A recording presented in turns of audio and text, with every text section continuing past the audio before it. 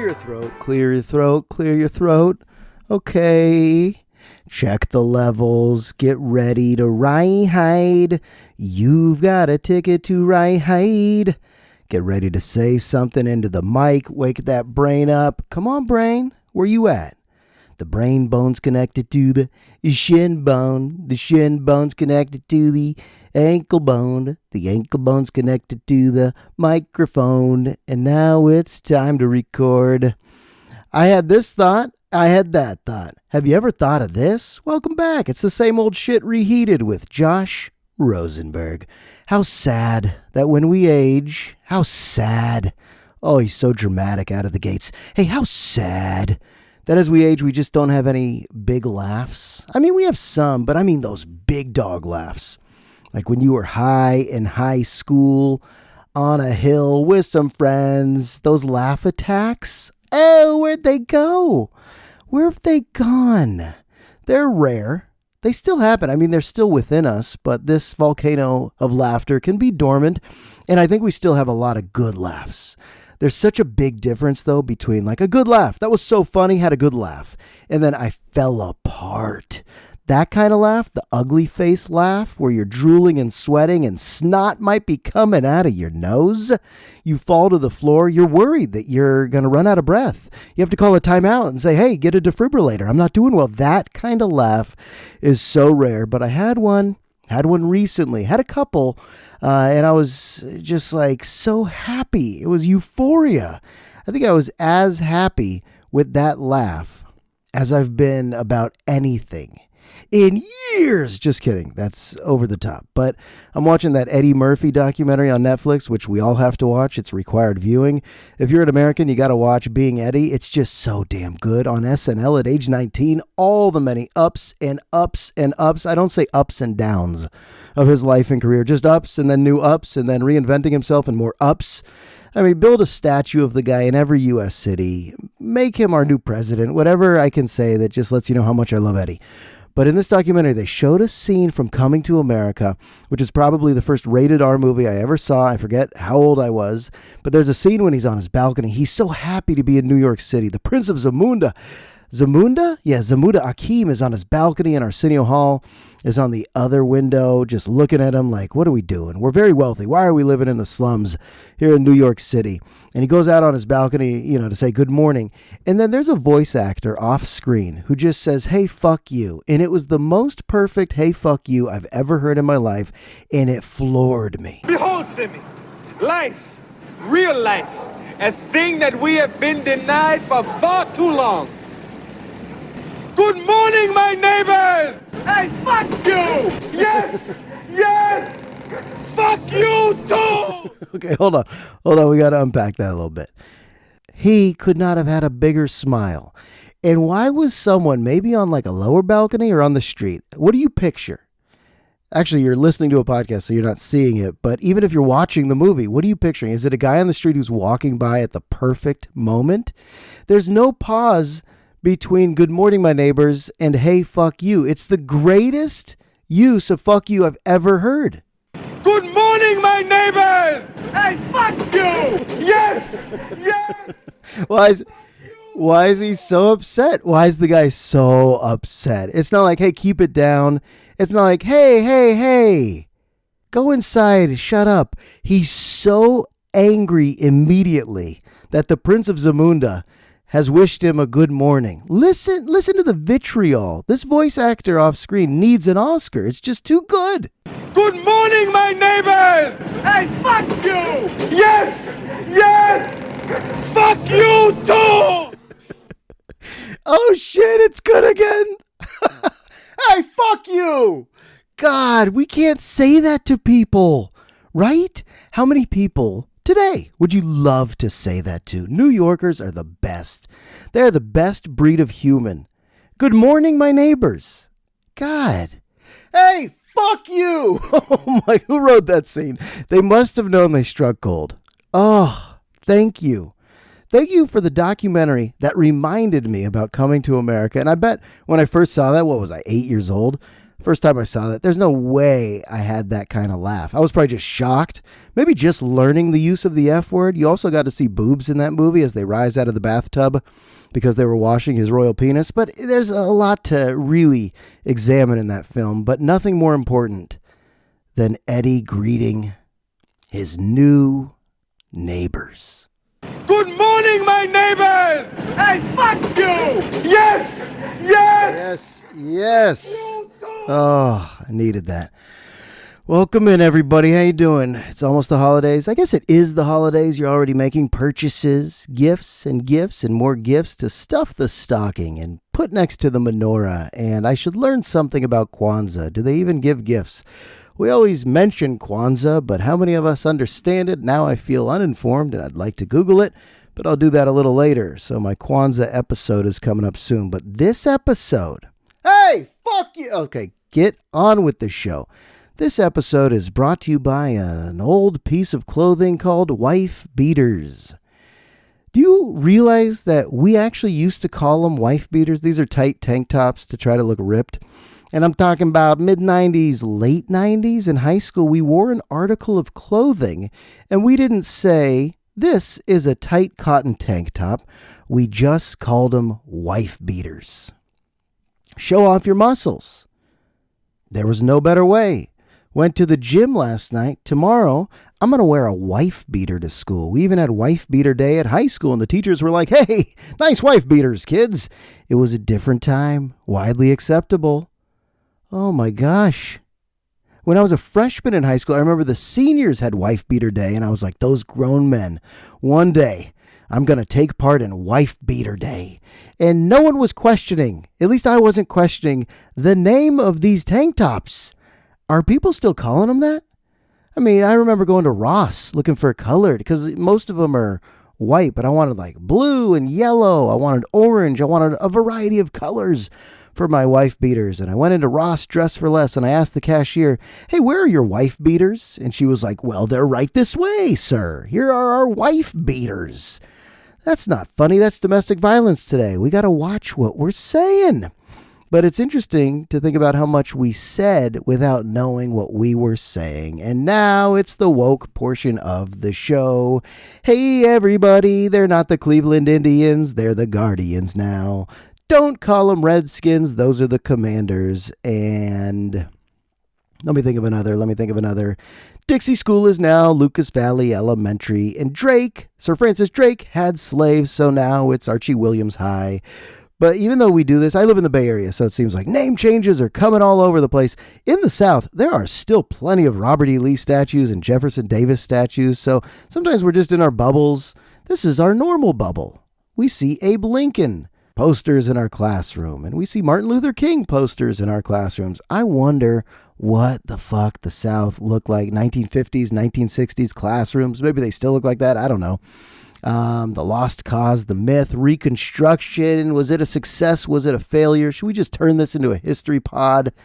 Not really, but I was teaching something else, and that's the Dust Bowl. Think about how boring that sounds to tell 16, 17-year-olds, hey, we're going to learn about the Dust Bowl during the Great Depression. Just saying all those words to teens with all their hormones jumping around, and they can't wait to get on Snapchat, TikTok, Instagram, and YouTube, and your teacher's saying, here's a photo of the Dust Bowl. And what is the photo? It's a giant cloud of dust.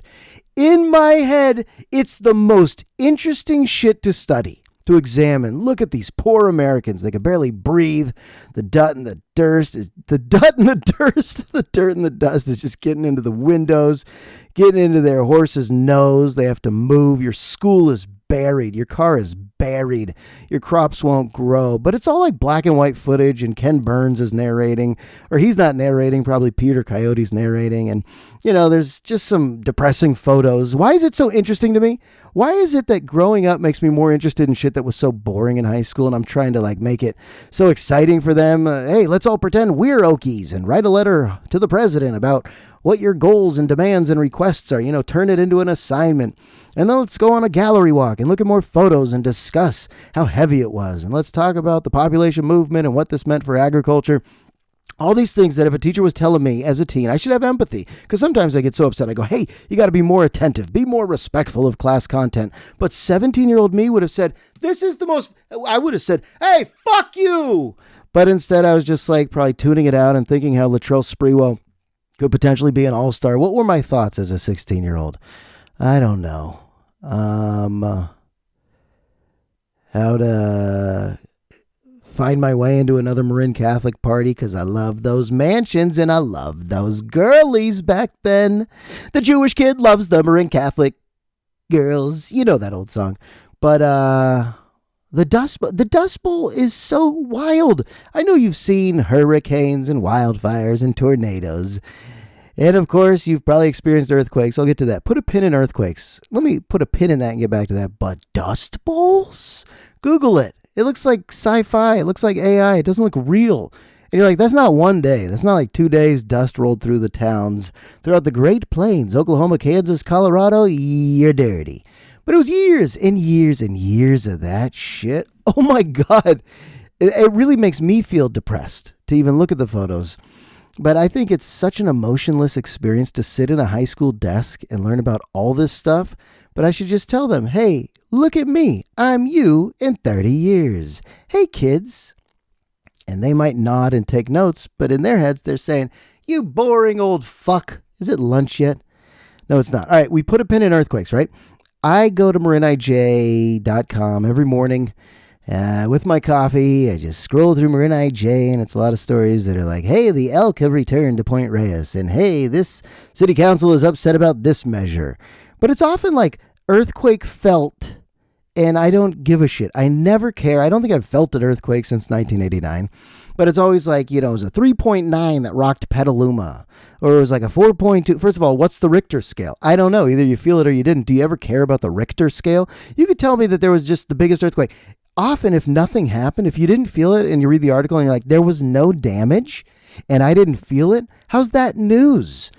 I don't give a shit. My wife, I'm scared of so many things. My wife is legitimately scared of earthquakes. She's scared of two things. The only two things I'm not scared of are the only two things my wife is scared of. She's scared of earthquakes and aliens, just like extraterrestrials. And even if she's listening to this podcast one day and she hears me say that, she's going to just turn it off and say, I can't listen to that alien content on this episode of Here We Go with Josh Rosenberg, promoting it here on Spotify, on iTunes, and now on YouTube. My podcast is now on YouTube. Everybody should promote, learn to self-promote, click like and subscribe, and leave a nice review and rating. Are these my ads? Does he get into the ads portion of his show? Do you know when you're listening to a podcast and they just cut into, hey, nest bedding? I used to sleep poorly, but now with this great organic latex mattress I have, I can't wait to go to sleep. Actually, that's not a real ad, but I did find a good mattress at this store in Albany called Nest Bedding. Back to my wife's fears. She's going to love that I'm talking about this, but she's so scared of aliens. And I'm like, if they come, they come. If they come, they come. And they probably don't look like those guitar picks, those yellow or green guitar pick heads with those big black eyes that someone drew once.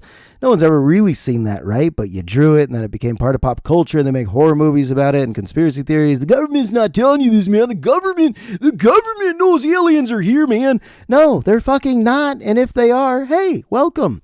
There's probably a lot of extraterrestrials, beyond Earth. I don't even know what the hell I'm talking about. That's a baseless claim. But back to earthquakes. She's scared enough that one big one's going to come. And she'll be vindicated. She's smarter than me. She probably understands the science of we're expecting one any day now. And she sits on the front porch on our porch swing drinking an Arnold Palmer and telling the neighbors, it's coming. That's my wife in her negligee and her nightgown with her robe and her slippers, telling the neighbors, I hope you're ready. It's coming any day now. And the neighbors all say, hey, Shani, fuck you. And I go, don't say that to my wife. But really, she's like, should we have earthquake insurance? And I'm like, I don't know. And I text my friends, do you guys have earthquake insurance? And they go, I don't know. And then we move on with our days. I don't use Reddit, ChatGPT. I just text friends. Hey, do you? have earthquake insurance? They're like, nah, I don't know. We survived 89. I think we're fine. And we'll all sound dumb one day when all of the things we should have been insured for just wipe us out. We're going to be wiped out. You ever feel small? I feel so small sometimes. And some of the things we look at that are big are so small. Like Brad Pitt, De Niro, Pacino. I say these names. I say these big time names. Tom Cruise. And we see these trailers for these movies and you're like, that person is so famous.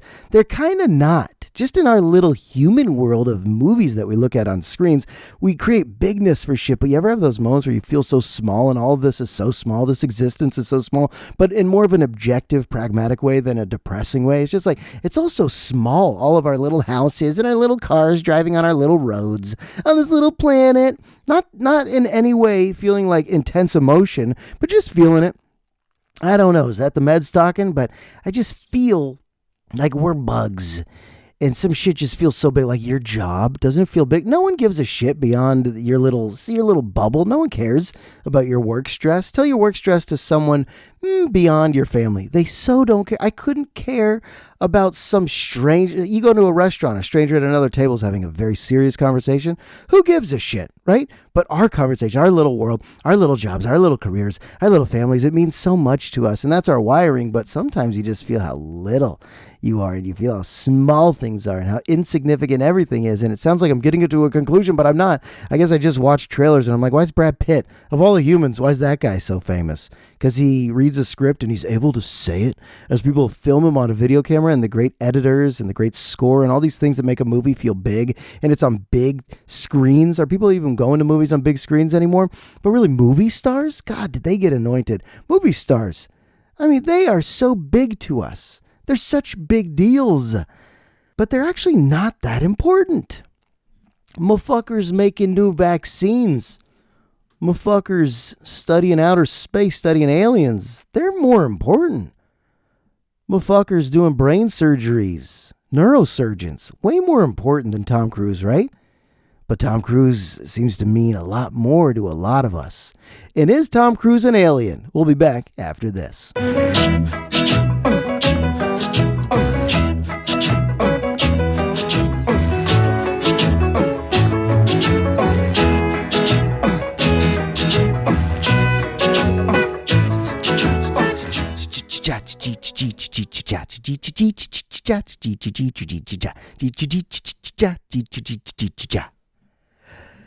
I'm going to ask you something right now. You know the answer, you know it. Don't Google it. What makes us itch? Like if you just itch your arm, what happened? What happened on your arm right there? Like back of your neck? You itched it a couple times in your life? Maybe 1,000 times in your life? What happened on your skin? Do you know what makes us itch? Like what makes us need to scratch parts of our body? And don't tell me like you're nuts, okay? Don't tell me areas that are closed off to the world, that maybe get too much moisture in the darkness of your boxers. But I'm talking about just like your arm, your nose. You ever have to scratch your nose? What happened? What happened? Was it like the smallest mite? Dust mite? Dust bowl? Bowl ring? You don't know, do you? I don't know. It's these thoughts that consume me. I should never have another itch again. I don't get it. Humans should never have to itch. God damn it. Also, just think about this for a moment. Why do our framed pictures, framed art, why does it become askew, tilted, off kilter, off center? What happened? If there wasn't an earthquake, why does framed art often just shift a little bit? Are there many earthquakes that we don't feel? Are little kids in your home? Are aliens just tapping them a little bit? Tap, tap. Look at all the art in your home tonight. What percentage of it is perfectly straight? All right, don't change this podcast. I know you're like, oh, Josh is out of thoughts. No, I'm not. It's an interlude. It's an intermission where I'm trying to keep you. I'm like the hype man. I'm also the host of this podcast, but at times I'll just be the hype man. Like, stay tuned. Something's coming. I know something's coming. Here's what's coming. I'm watching the Dallas Cowboys docuseries on Netflix, and Michael Irvin, of all people, has such depth. You know, a lot of people associate him with cocaine and strippers, as they should, and he was a phenomenal wide receiver for Dallas. But, you know, this phase of his life, when he gets interviewed, it's like, oh, he's saying some shit that sounds very philosophical and important. And it was so intense. The interviews with Michael Irvin, there was one episode dedicated entirely to Michael Irvin. And as he's dominating on the gridiron, he's clearly just, blacking out, doing all sorts of drugs in little hotel rooms away from his family. It's not very noble, but it's interesting for a docuseries. And there was one night with a couple of strippers, and he gets caught in Texas, and there's still, a lot of racism. White cops caught Michael Irvin, and they're going to hold him to the extent of the law. And then one of the cops sends a hit on him because he was dating one of the strippers. And I'm like, how did I forget all this stuff? A cop sent a hitman to kill Michael Irvin in the middle of the season. And he survived. He didn't actually get hit, but it was during his trial, and they found him not guilty, and he gets off, and he's like, all right, in the current view of his life, he's like, all right, let me go reflect. There's two, and he kind of just unpacked this perfectly. He's like, there's two versions of ourselves. There's those versions that we present to the public. And we all know what that means, whether you present it to your coworkers or maybe even some of your family members. They see that at face value, whatever you present, they get. And then there's that internal understanding of who we are, which can be scary at times. It could be gross at times. Like some of our thoughts were like, that's morbid, or some of our thoughts were like, that's disgusting, or why do I do this? Why do I think that? And Michael Irvin's like, but when I was famous, I couldn't hide the private person. So it was just out there. And I was like, that applies to everyone. I don't think anyone is thoroughly themselves in every setting, in every situation, whether they're alone or with their spouse or with their kids or with coworkers. I think we have a lot of different versions. And the way Michael Irvin was articulating it, for some reason, it resonated so deeply. I'm like, yeah, we look at football players and we care about one thing. Are they good at playing football? But then when all this other stuff unravels, it just spirals into an insane mess. Some people actually get shocked. Like, isn't he supposed to just be a football player? Or whatever people think you are. Like whatever people package you to be. It's so easy to put labels on people. That's our funny friend. That's our smart friend. That's our worried friend. No one is just one thing. There's nothing singular or linear or one-dimensional about any of us, and I guarantee there's so many things that you've never told anyone. The darkest thoughts you've ever had, you've never shared. Isn't that interesting? Like even this podcast wouldn't even get close to saying some of the shit that could float through your mind, and then it's gone. It doesn't stay there, but some of the shit that just floats through your mind, those scary thoughts, the worried thoughts, the stuff that'll keep you up at night, and you go, okay, it's passing, and then you'll Google, like, is it okay to think about this? And Google will be like, no, motherfucker, don't think about that. And you're like, okay, then I won't think about that. But Michael Irvin had all his thoughts and all his actions just thrown out into the public, all the dirty laundry. How crazy would that be?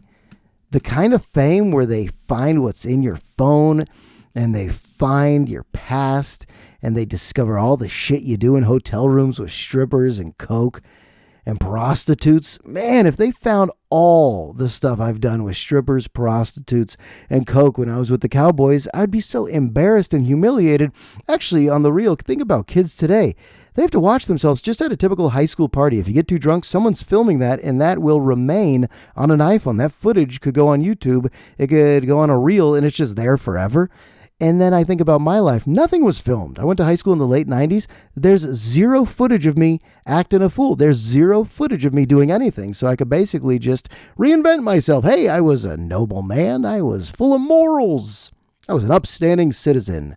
Now, of course, a lot of us have made so many shitty mistakes, but before iPhones, who cares? Erase it. Actually, there's nothing to erase. You just move on. God, what a scary thought, though. I bet a lot of kids are so in the pocket now. I bet a lot of kids are more well-behaved because of the concern that this could mess up my chances at a good college. This could eventually mess up my chances at a good job. This could mess up my chances of succeeding in America because everything's filmed and all the little mistakes I'll ever make might be caught on tape. That's a scary-ass feeling. Oh my God. Think about your most embarrassing mistakes ever right now. Think about it. Oh, doesn't that hurt? Where does it hurt you, by the way? Like my therapist used to ask, where are you feeling that? Where are you feeling that? I was like, I don't know, my stomach, my knees. What are you going to say? What are you interpreting from where I'm feeling something? But hey, she's the professional. So where am I feeling it?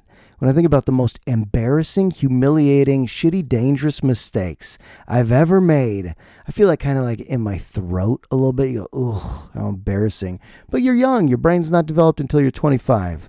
Although Michael Irvin might have been a little older than 25. I want to get his exact quote. I feel like I'm not quoting him properly when he talked about the different versions. How many of you are there? You ain't singular, that's for sure. And you'll be different today than you'll be in 10 years. 10 years ago, when I'm 34, holy shit, how different was life. Now 44, and then as a 54-year-old? Oh, if I live to see 54, it'll be an entirely different Josh. And maybe those podcast episodes, if I keep doing this, it'd be interesting to think at 54, what's this show going to sound like? Probably the same, let's be honest. I don't think I'm going to incorporate any AI unless the whole thing's AI and we're all one big simulation. All right, I'm going to end with this because I got to go pick up a kid. I got to go make a meal. What do we have to do? Why are we all so busy? Oh, I'm so busy during the holidays. I don't know. We get invited to so many things and we can't wait to RSVP. No, because we can't because, unfortunately, I'm so busy. No, we're not. All right. I think I started, I was saying... The only thing I really wanted to write down besides wife beaters and why do we itch, it's how dumb, and I have to swear for a moment, how fucking dumb is the human race that we continue to see racism in America. I'll just focus on in America. And I know America didn't invent slavery, but this evil system, this evil institution that lasted for hundreds and hundreds of years, the ugly residue and remnants still exist. And we see that in our prisons. We see it with arrests, police brutality. You see it with redlining and neighborhoods that wouldn't sell homes to black people. And you see there's still white supremacist groups all over the place. You see it online. I mean, it's really all over the place. It's just too dumb to understand how many deaths this has created. So let's just try to zoom out. Let's zoom out of everything. As we look at the human race currently has enough knowledge to stop making these shitty decisions of hate. Hate is a shitty decision, even if you've been indoctrinated to hate. At some point, I wonder if you could just release. If you understand, that's why education's a big deal. If you understand what skin color is. So a group of humans called black people have been mistreated so brutally on so many levels for so many years because we're talking about skin color and origin. Humans are so they'll never ever be able to convince me that humans are smart. Yes, I know you could point to a lot of interesting advancements in tech and science and medicine, but no, we're the dumbest motherfuckers to ever crawl in this universe. Comes down to one thing: how much melanin is made and how your body handles it. That's why your skin color is what your skin color is. It's shaped by how much sunlight your ancestors lived under. Go back 1,000 years. I'm related to someone 1,000 years ago. What was their situation in terms of sunlight exposure? All humans used to have dark skin. Go to the cradle of civilization. Here's the education part that I had to learn, and then it makes me look at racism and go, it's beyond baseless. That one skin color would be better. When I say white supremacist, there's no dumber title. That's a white supremacist. They like that their skin. It just means migration from this cradle of civilization, the Middle East and Africa, goes off to Asia and Europe, and maybe your roots are more European. Okay. How does that make you so much better?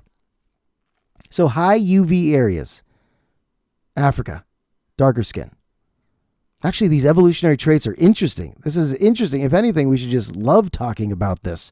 Skin color should be a topic that we're interested in, not that we're like fearful about discussing. I think a lot of people tiptoe around this subject of skin color. So it's a protective adaptation feature. If your roots are from a hot, high UV area, lot of sunlight, then you get that darker skin to protect you. Prevents DNA damage. Prevent you from sunburn, prevent your wrinkles, prevent your body and skin from just breaking down. Sun can kill you. We know that. So it also reduces cancer risk if you're able to have darker skin. So evolution has allowed us to adapt. Oh, this is amazing, right? This is amazing. To be black is amazing. It shows us that humans are part of this earthly process, this incredible process of evolving with traits that suit you to succeed and survive. That's amazing. And if you're darker, that meant your body was able over many, many, many years to adapt to the circumstances so you could thrive. And this group of people that remain dark still face a lot of them, not all. I mean, I'm not saying racism is as blatant in my eyes every single day, but you do hear stories every day and you trace the history. You start learning about the Civil War, post-Civil War, the rise of the black codes and KKK, and you start learning about all the many systems to suppress black voting and to keep black people out of office and shut down black businesses, make sure they can't live in these houses or go to these schools with these white kids. You learn about all this. You're like, we're talking about skin color, melanin? Over thousands and thousands and thousands of years, skin got lighter as people migrated beyond that cradle of civilization. But the whole world used to be black. Jesus was black. Is that a fact, by the way, when I say that? Maybe I should have Googled that one. I don't know. Maybe he was. Which is kind of a cool thought. But, yeah. Feel the need to just leave you with that. Although Pat Spencer is white. Have you noticed?